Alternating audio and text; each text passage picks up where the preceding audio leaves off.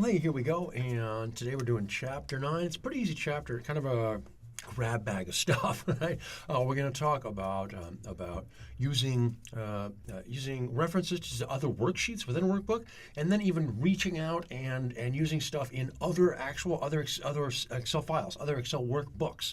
And, we can reach out with an external reference, and then we can create links in between those. Right? We are also going to hit on formula auditing, right? What do you do when a formula doesn't work? You get an error message. How do you figure that out? And then finally, we'll come back and we'll look at data validation, which is really pretty cool. And particularly a couple of the little mechanisms we can do in data validation really go a long way to making a cool Excel model. So that's what we'll finish today's discussion with. Getting started, hey, let's look at this and say, what's going on here? Well, I want to draw your attention right down here to these things. And what are these? Well, these are just cell references, okay? And they're just funky cell references. Let's look at this right here. This INC STMT, that's income statement, E17. All that's saying is go look at E17 on income statement, which is right here on that sheet, right? So go look at E17 on that sheet, right? And there's the reason that it has apostrophes around the outside is because there's a space in between INC and STMT. If there was no space, oops, hey, if there was no space there, we wouldn't see the apostrophes, and that's all. And so you never have to write this stuff out. Excel does it for you. When you go to a sheet and you click on it, it does that for you, but it's important that we recognize why it's doing that so we can figure out where it's referencing to. The next thing we're going to talk about is grouping worksheets, right? And the way that we do this, if we want to do the same exact thing to a bunch of worksheets, what we do is we group them at the same time, and then if we have 3 or 4 worksheets grouped, and then we go up to like cell A1 and we write something, that will appear on all of those. Any change that we make on grouped worksheets will occur on all of them. And the way that we group those, we can hold the control key and group certain ones, or we can do the shift key and group all the ones that are adjacent, right? Called bookending. We click on one, shift, click on that, and it does everything in between.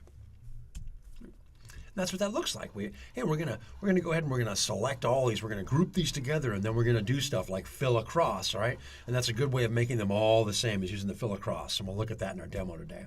Right? Another thing we're going to touch on, well, that they do in this chapter. We're not going to do it in our demo today because it's just so easy, right? Creating hyperlinks. We all know what hyperlinks are, but a cool thing that you can do in Excel is you can go ahead and you can link to other parts of your own Excel workbook by using hyperlinks. And there's an example of that, right? We've got quarter 1, quarter 2, quarter 3. We're going to aggregate these up into this one here.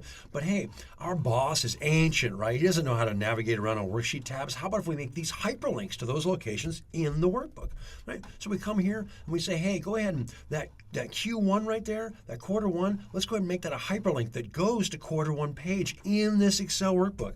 And then, hey, they turn into Excel, into hyperlinks within the Excel workbook. And when our boss clicks on these things, that'll take him to those sheets. Right? And so for your ancient old guy boss, that's a great way to do things. Right? We're also going to look at the new window tab, right? We can make multiple views of the same workbook, and on a PC, right, or any kind of computer, if you can do that with multiple monitors, boy, you'll be in good shape, right? That's how I work all day, every day in Excel. I don't even bother. If I'm on a computer that only has one screen, I'll probably just do something else. I'll watch YouTube videos, work on emails, do something else until I get home or to my office where I've got 2 screens where I can open up a duplicate view of the Excel workbook that I'm in, because it's so convenient to work across that on those 2 monitors. You can also just tile it onto one monitor, but it's just not nearly as efficient.